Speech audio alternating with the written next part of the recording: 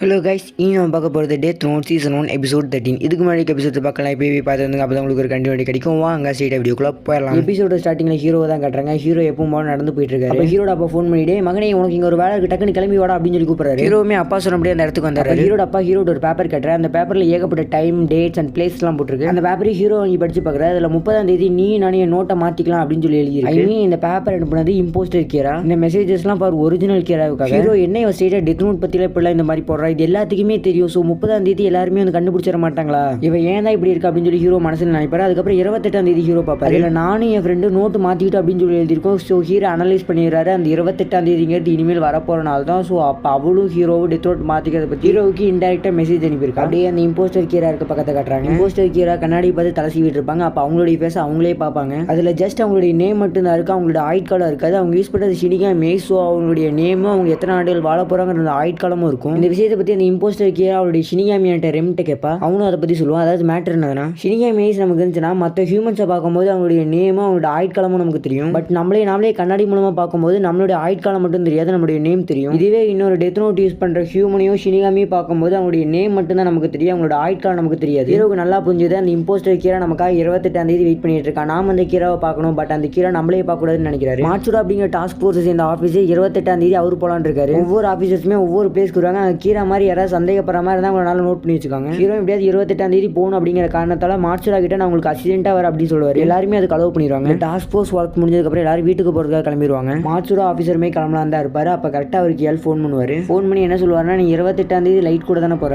என்ன சொல்லுவாரு, 28ஆம் தேதி லைட் கூட தானே போற, லைட் கிட்ட ஏதாவது ஒரு இம்ப்ராப்பரான பிஹேவியர் இருந்து என்கிட்ட சொல்லு அப்படின்னு சொல்லுவாரு. அப்படியே இந்த விஷயம் நமக்குள்ளேயே இருக்கட்டும், இது யாருக்கும் தெரிய வேணாம் அப்படின்னு சொல்லுவாரு. ஹீரோ அப்படியே வீட்டுக்கு வந்து சேர்ந்தாரு. ஹீரோட அம்மா ஏன் போய் வேணா லேட் ஆச்சு அப்படின்னு கேட்பாங்க. அது ஹீரோ அம்மா எனக்கு ஒரு லவ்வர் இருக்காங்கம்மா, அவங்க கூட டைம் ஸ்பெண்ட் பண்ணுறதுக்கு எனக்கு லேட் ஆயிடுச்சுமா அப்படின்னு சொல்லுவாரு. பட் ஹீரோ என்ன மனசில் நான் மட்டும் கீராவோட கேஸ் எடுத்துனது என் ஃபேமிலிக்கு தெரிஞ்சுன்னா கண்டிப்பாக என்ன அலோவ் பண்ண மாட்டாங்க அப்படின்னு நினைப்பாரு. ரூமுக்கு வந்துட்டு ஹீரோ பயங்கரமாக யோசிச்சுட்டு இருப்பாரு. அப்போ ஹீரோ ரீக் பார்த்து ஒன்று கேட்பாரு, நீ அந்த ஷினிகாமி பார்த்தீங்கன்னா அந்த ஷினிகாமிட்ட போய் பேசுவோம் அப்படின்னு சொல்லி கேட்பாரு. அதுக்கு ரீக் இல்லை, நாங்கள் அப்பெல்லாம் போய் பேச மாட்டோம், நாங்கள் இந்த மாதிரி இந்த உலகத்துக்கு வந்ததுக்கு அப்புறமா டெத் நோட் யார் வச்சிருக்காங்களோ அவங்ககிட்ட மட்டும் தான் நாங்கள் பேசுவோம், அதுதான் ரூல்ஸ், அந்த ரூல்ஸ் எனக்கு மட்டும் இல்லை ஒட்டுமொத்த ஷினிகாமிக்கும் கூட அப்படின்னு ரீக். அதே மாதிரி நாங்கள் ஒரு மற்ற ஷினிகாமி பார்த்தா நார்மலாக பீப்புள்ஸை பார்க்குற மாதிரி தான் பார்ப்போமே ஒழிய நாங்கள் பார்த்ததை மற்றவங்ககிட்ட போய் சொல்ல மாட்டோம், சொல்லவும் கூடாது. அப்படியே காலையில் வந்துச்சு. ஹீரோ நிறைய ஒரு காலேஜ் ஃப்ரெண்ட்ஸ் எல்லாம் கூட்டிகிட்டு வந்திருப்பாரு. எல்லாத்துக்கிட்டையும் மாட்சுடாவை இன்ட்ரோடியூஸ் பண்ணுவார். மாட்சுடாவையும் எல்லாத்துக்கிட்டையும் இன்ட்ரோடியூஸ் பண்ணுவார். பரவாயில்ல, இந்த பையன் லைட்டு புத்திசாலி தான், நம்ம போகும்போது தனியாக போகக்கூடாது, மற்றவங்களுக்கு சந்தேகமும் வரக்கூடாதுன்னு சொல்லி நம்மளுடைய நிறைய காலேஜ் ஃப்ரெண்ட்ஸை கூட்டிகிட்டு வந்திருக்கான் அப்படின்னு அவர் நினைப்பாரு. பட் ஹீரோ கூட்டிகிட்டு வந்த மோட்டிவே வேற. ஹீரோ அன்எக்ஸ்பெக்டட்லி ஹீரோவை மீட் பண்ணிடுறாருன்னு வச்சுக்கோங்களேன். இம்போஸ்டர் கீரா கிட்ட இருக்க ஷினிகாமி நம்ம ரியூகோ சொல்லியிருந்துன்னு வைங்களேன். ஸோ அப்பா அவங்க கிட்ட இருக்க ஷினிகாமி ஐஸ் வச்சு ஹீரோவை போட்டு தள்ளுறதுக்கு ஏகப்பட்ட வாய்ப்பு இருக்கு. அப்படி ஒரு அவன் ஷினிகாமி ஐஸ் வச்சு ஹீரோவை பார்க்கும்போது ஹீரோ மாட்டியக்கூடாதுன்னு சொல்லி நிறைய பேர் கூட்டிகிட்டு வந்திருப்பாரு. கூட்டத்தில் இருந்தால் ஹீரோ கண்டுபிடிக்கிறது கஷ்டம் தானே. ஹீரோ ஒரு ஹோட்டல் வழியாக நடந்து போயிட்டு இருப்பாரு. அப்போ அந்த ஹோட்டலுக்குள்ள அந்த இம்போஸ்டர் கீராவான அந்த பொண்ணு உட்காந்துருப்பா. அவ எல்லாத்தையுமே பார்ப்பா. எல்லாத்தோட ஆயுட்காலம் இருக்கும், பட் ஹீரோட ஆயுட்காலம் மட்டும் இருக்காது. ஏன்னா ஹீரோ வந்து டெத் நோட் யூஸ் பண்றதுனால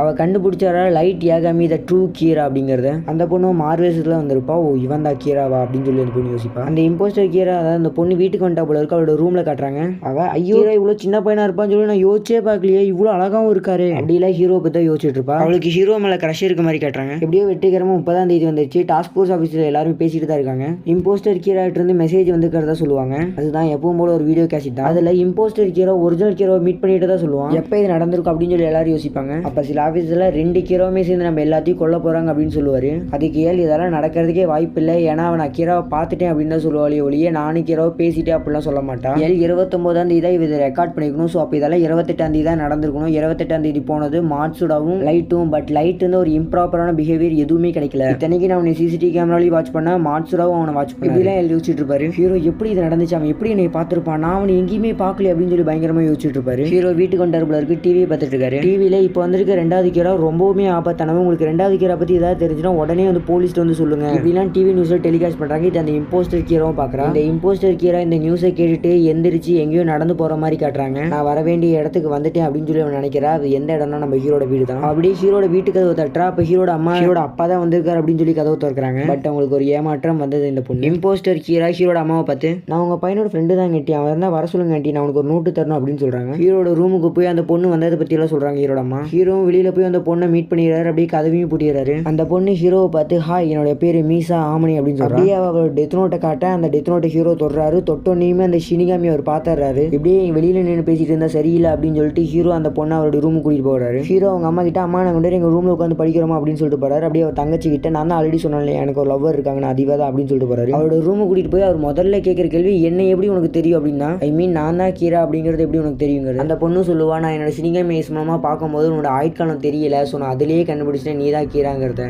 இதை கேட்டனுமே ஹீரோ ரியூக்கு மறைப்பாரு, ஏன்டா இவ்வளோ பெரிய முக்கியமான விஷயத்தை இத்தனை நாள் என்கிட்ட சொல்லணும். பட் ரியூக் லைட்டே எனக்கு இப்போதாப்பா இந்த விஷயமே தெரியும் அப்படின்னு சொல்லும். நான் மாட்டிக்கிறதுக்கு நிறைய வாய்ப்பு இருக்குது அப்படின்னு ஹீரோ சொல்லுவார். எப்படின்னா 28ஆம் தேதி நீ நானும் இன்டெரக்டாக மீட் பண்ணியிருக்கோம், ஸோ சிசிடிவி கேமரா உன்னையும் என்னையும் பார்த்தாருன்னா நம்ம 2 பேர் சொல்லியுமே முடிஞ்சுது அப்படின்னு சொல்லுவார். அப்போ அதுக்கு மிஸ்ஸா இல்லை நான் டிஃப்ரெண்ட்டான மார்வேசத்தில் தான் வந்தேன் அப்படின்னு சொல்லுவாள். நீ அனுப்பின கேசட்ஸோட உன்னோட கைரேகையை வச்சு உன்னை கண்டுபிடிக்கிறது நிறையவே வாய்ப்பு இருக்குது அப்படின்னு ஹீரோ சொல்லுவார். அதுக்கும் அந்த பொண்ணு இல்லை நான் பப்ளிக் யூஸ் பண்ண கேசட்ஸில் க்ளவுஸ் போட்டு யூஸ் பண்ணி தான் நான் ரெக்கார்ட் பண்ணி அனுப்பினேன் அப்படின்னு சொல்லுவா. ஹீரோ நான் நினைச்ச அளவுக்கு முட்டாள் இல்லை அப்படின்னு சொல்லி யோசிப்பாரு. மிஸ்ஸாவும் என் உண்மையான பேரை சொல்லிட்டேன், உனக்கு ஏறும்னா நீ அதை எழுதி என்னை போட்டு தள்ளிடு ப்ளீஸ், என்னை நம்பு, நான் உனக்கு துரோகம்லாம் பண்ண மாட்டேன் அப்படின்னு சொல்லுவா. ஏன்னா ஹீரோ கேள்வி மேலே கேள்வி கேட்டதில் கோவம் வந்திருக்கும். நீ என்னை உன்னோட கேர்ள் ஃப்ரெண்டாக ஏற்றுக்கோ அப்படின்னு சொல்லுவா. நான் உனக்காக என் உசரை கூட தருவேன் அப்படின்னு அந்த பொண்ணு சொல்லுவான். அதுதான் ஏன் அப்படின்னு சொல்லி ஹீரோ கேட்பாரு. அந்த பொண்ணு உட்காந்து இந்த இடத்துல இருந்து எந்திரிச்சுக்கிட்டு அழுதுகிட்டே சொல்லுவா, எனக்கு இருந்த ஒரு அப்பா அம்மாவையும் ஒரு திருடன் போட்டு தள்ளிட்டான், பட் என்னால் அந்த திருடனை ரிவெஞ்ச் வாங்க முடியல, கவர்மெண்ட்டும் சரியான தீர்ப்பு அவனுக்கு தரல, பட் கீரா கிட்ட இருந்து எனக்கு ஜஸ்டிஸ் கிடைச்சது. உனக்கு வேணும்னா என் டெத் நோட்டோட பேப்பர்ஸ் கூட நீ எடுத்து வச்சு நான் போனதுக்கு அப்புறம் கூட என்னை போட்டு தள்ளு, எனக்கு அதை பற்றி கவலை இல்லை, நீ என்னை நம்பு, எனக்கு அதுதான் வேணும் அப்படின்னு அவன் சொல்லுவா. ப்ளீஸ் என்னை உன் கேர்ள் ஃப்ரெண்டாக ஏற்றுக்கோ அப்படின்னு அந்த பொண்ணு சொல்லுவா. அழுதுகிட்டே இருக்க அந்த பொண்ணை ஹீரோவுமே ஹக் பண்ணி நான் உன்னை நம்புறேன் அப்படின்னு சொல்லுவார். அப்படியே அந்த பொண்ணோட ஃபேஸை கட்டிட்டு சுற்றி வந்து ஹீரோட ஃபேஸை கட்டுறாங்க. ஹீரோ ஒரு வில்லத்தனமான லுக்கில் இருப்பார். ஹீரோ மனசுக்குள்ள என்ன சொன்னேன்,